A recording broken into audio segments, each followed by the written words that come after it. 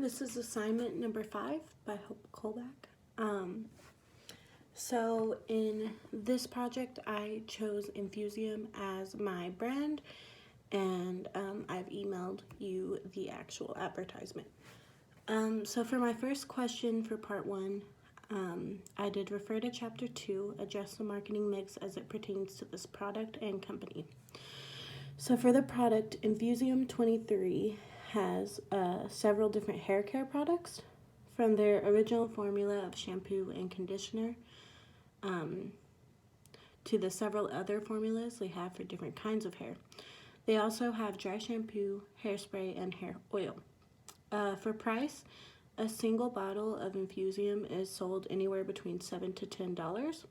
However, if a hairstylist is using it when styling your hair, that service can cost about $30, and 5% of that is from the product. So for that, you pay about $150 just for using that shampoo and conditioner. For promotion, Infusium uses mostly magazine and celebrity endorsements. Most of their promotions, like this one, include like a very noticeable mishap. And then, like in this one, the girl's dress is tucked into her underwear. So in the corner it says, "It's a miracle they'll only notice your hair," which kind of points to what their product actually is. It is very humor and sometimes sex-based when they are promoting their products. For place, Infusium is sold anywhere like Walgreens, Walmart, Sally's is a big carrier of it. They also sell Infusium through makeup stores such as Ulta, Sephora, and through salons. For my second question of part 1, I asked, what are the competitive advantages Infusium has over this market? So the hair care product is very, very saturated. And what makes Infusium different is their products are cheaper per ounce than most of their competitors. Infusium is priced at $6.99 for a 16-ounce shampoo, while others are priced at about $8.50 or higher. Infusium also really became a big brand when they released their leave-in conditioner.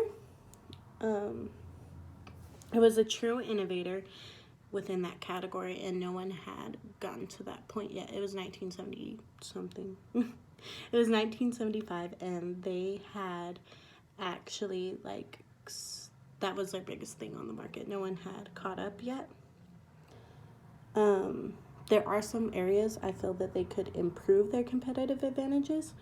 So the main thing right now is becoming cruelty-free.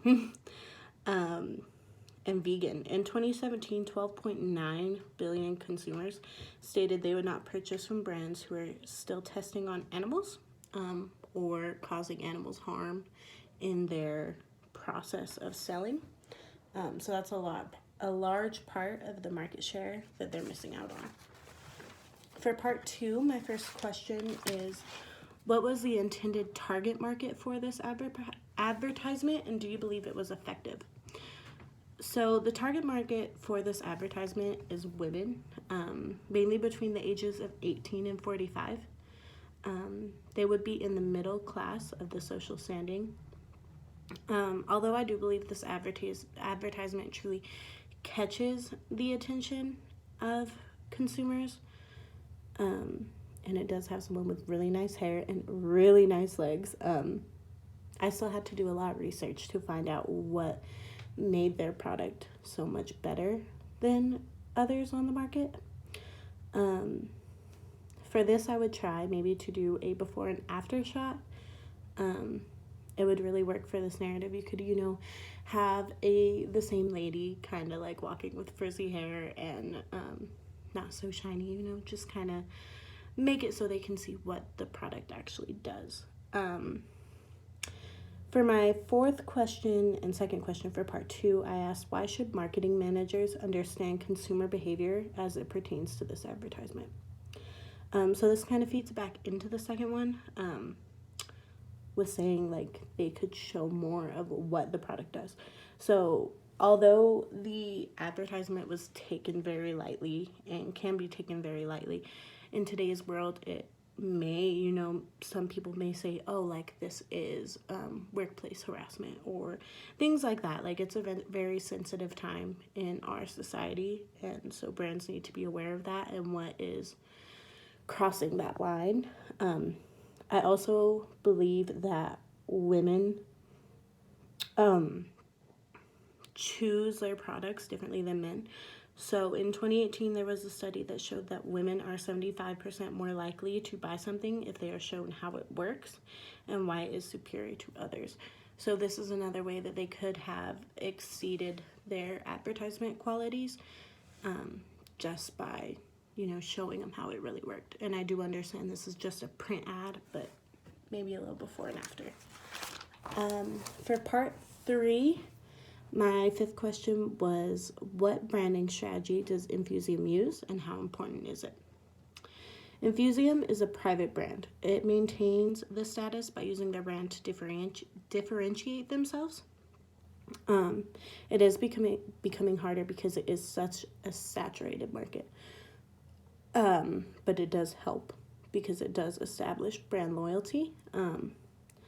It's also helpful because it helps with cost control. So, meaning this is that they can choose how to price their own products. It also helps with, looking at it and saying, oh, I could get this Walmart brand or I can go with Infusium. It just kind of has that little bit upper step. For my 6th question and my 2nd question for part 3, I chose apply the new product life cycle to this product. So with this question, I really want to go through and see like what they did for their introduction phase, what they did for their growth, maturity, and if they are in decline, how they are trying to avoid that or how they are going into it gracefully. So in the introduction phase, Infusium was founded in 1930 by Helen of Troy, which is a bigger company. They spent upwards of about $50,000 in 1 year for advertising. And in this stage of the product life cycle, that's the biggest thing, is because you want to get your name out there. You want people to hear about you. And even though that doesn't seem like, oh, like that's not a lot now, in 1930, it was quite a bit. In their growth phase, this goes back to their leave-in treatment. So Infusium did not reach the growth stage until about 1976. This is when they introduced their leave-in conditioner and when sales were at an all-time high and brand preference was established. During their maturity phase, which is the phase I believe they're in now, after the release of their leave-in conditioner, profits kind of went down, but it was still such a good product that it kept sales high enough to where they weren't in a decline. Some people do say that Infusium is in a decline, but their sales are to where they are still profiting, so I think they should be around for a couple more years. For part 4 and question number 7, I asked how important is customer relationship management and what is the company's policies? So I believe with this brand, customer relationship management is very big because it is such a saturated market. You have to have something that brings your customers back to you. So Infusium does work very hard for this. They maintain a very good customer relationship.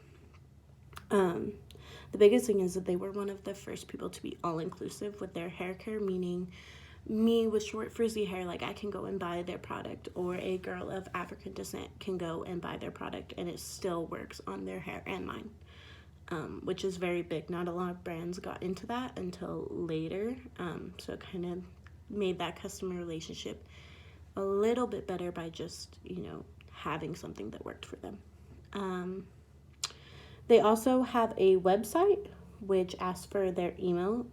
So during your birth month, you can go and get a set of shampoo and conditioner for 50% off, as well as like sending updates, sending reminders of all their new products.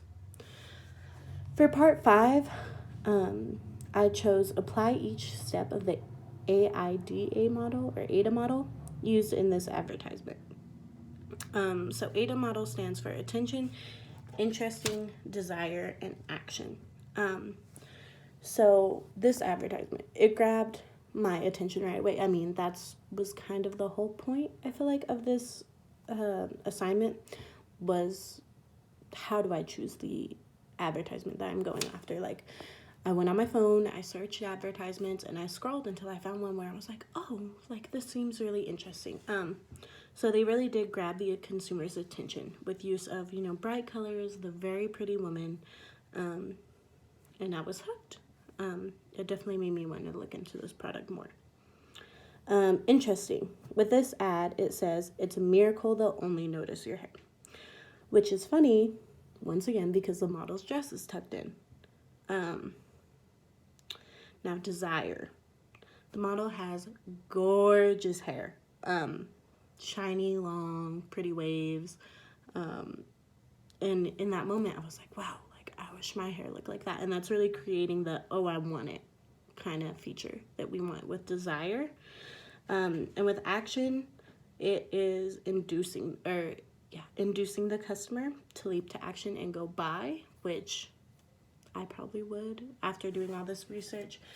So I believe they were very successful with doing all that. For part 5, I also chose describe the communication process of this company. The communication process for this company is very good. Like I said earlier, they do use customers' emails to remind and offer deals to them.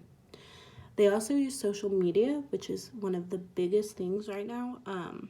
They take customer feedback. They try to figure out what products are new and what should be being used through communicating with customers on social media.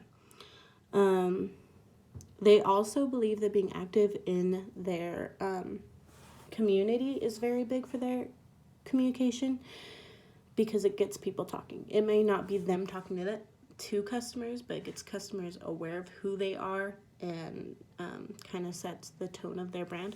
So they do donate hair care to women's shelters and family homes for foster care. For part 6, I chose what pricing systems is this company using. So Infusium pricing strategy is using cost plus pricing.